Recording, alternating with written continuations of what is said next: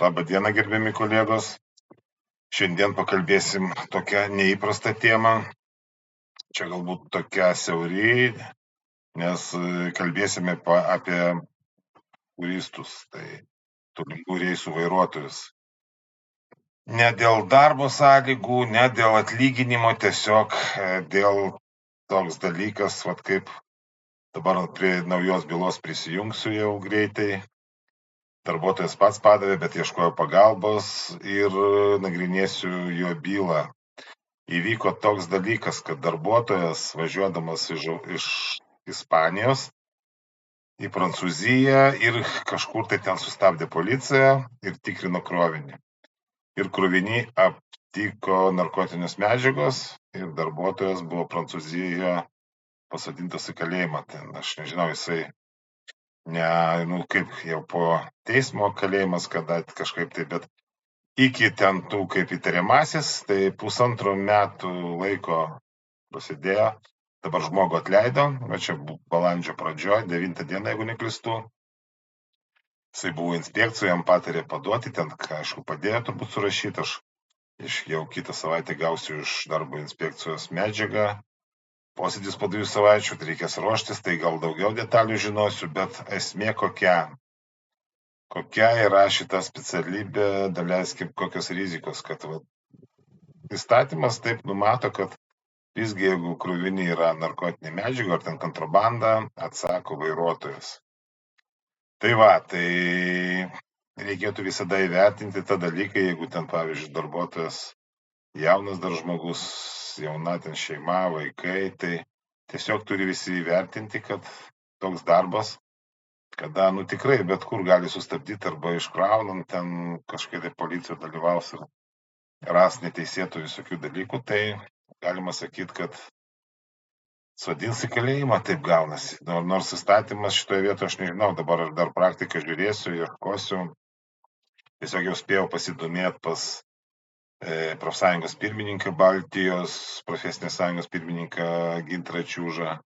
Jisai paminėjo, kad čia maždaug prieš 10 metų byla buvo Solidarume ten, kad padėdavo tam žmogui, aš iki galo ten nežinau dar, bet kad įstatymai tokie, kad visgi darbuotojo kaltas. Tai vis tiek praėjo 10-metis, galbūt kažkokia tai praktika pasikeitė, bent jau yra kažkokia tai nežinau, suformuota gal kažkokia tai praktika, kad pavyzdžiui, jeigu darbuotojas dalyvauja ten pakrovimuose, iškrovimuose, ten kaip jie ten tuos CMR-us pasirašo, kad jisai dalyvauja, tai galbūt tokiu atveju, jeigu ten kažką tai atranda, tai kaltė kažkokia tai yra, bet jeigu tu priimi krovinį, daleiskim, jeigu jau užplombuotas krovinys, ir žmogus nebuvo net prieėjus prie jo, daleiskim, tokių situacijų irgi gali būti, kad, pavyzdžiui, žmogus pasiima mašiną jau pakrauta, galbūt ten kažkoks tai brangus krovinys užplombuota ir tiesiog pristato ir ten kažkas tai iškraunant kažką tai randa, tai kaip darbuotojas, vairuotojas galėjo ten kažkur tai prieimą turėti, ten kažką tai paslėpti ir taip toliau. Čia tikrai aš šitoje vietoje nematau logikos. Tai vis tiek kažkokie tai protingumo, sąžiningumo kriterijai turi būti. Ir šitoje byloje žiūrėsim, nes dabar darbuotojas tiesiog išleistas darbdavys. Aš nesakysiu apie darbdavį kol kas nieko, bet nesumokėjo atlyginimo, ten jisai spėjo padirbėti 3 mėnesius, tai kol kas jo žodžiais, tai dar nebuvo net sumokėtas už tos 3 mėnesius atlyginimas jam. Aplamai darbdavys, kaip sakyt, jokios pagalbos iš darbdavio nebuvo visiškai.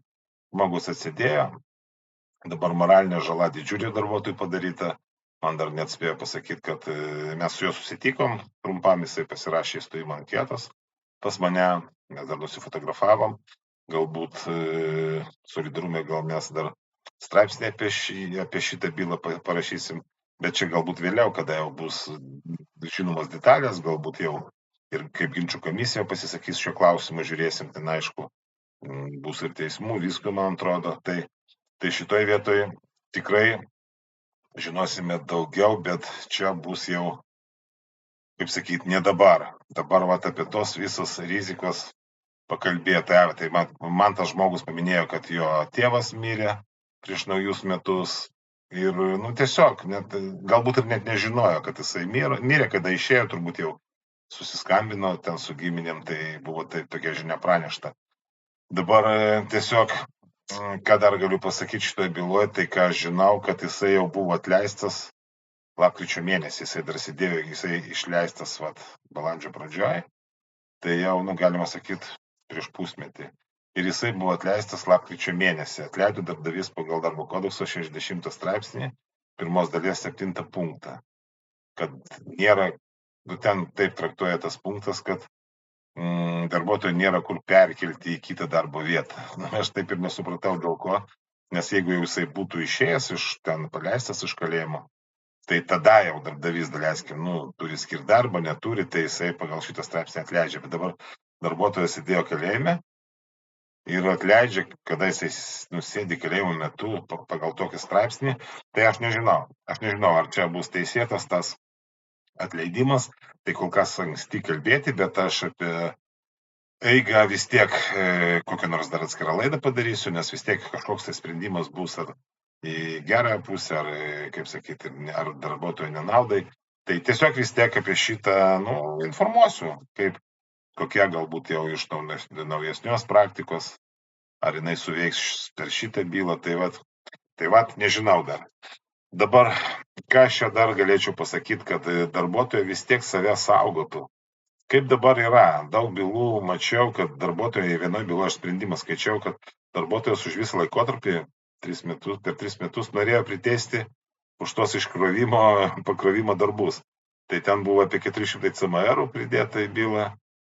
Ir tikėjusi, kad priteis komisija, kad už tos darbus, kad jie krovė. Tai žinokit, pareigybė vairuotojo nenumato, kad jisai krovikas kažkoks, tai nebent jeigu dar vairuotojas ekspeditorius, tai ten kažkas tai dar galima susijęti su šito dalyku, bet kadangi šitie, kur važinėja Europai, ten tolimų reisų vairuotojai, ir kaip naudojasi darbdavys, pagalvokit, žiūrėkit, dabar tiesiog verčia, kad tu privalai iškrauti, pakrauti, ten padėti bent jau, dalyvauti ir už tai nieks nemoka. Tuo metu jie stato plaktukus, kad čia yra nevažiavimas, bet yra darbas.